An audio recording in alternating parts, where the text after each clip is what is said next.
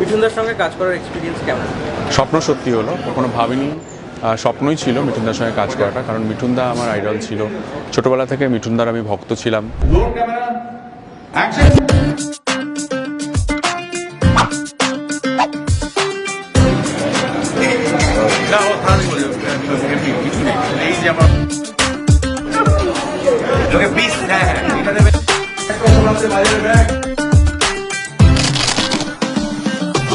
এবং ওভারঅল ছবিতে যা যা দরকার আমরা সবাই মিলে এই ছবির যত cast and crew, producer, obviously SBF, Srikanta, মনিদা, সবার কথা বলবো। কোয়েলের কথা বলবো, অসম্ভব ভালো লেখা তার।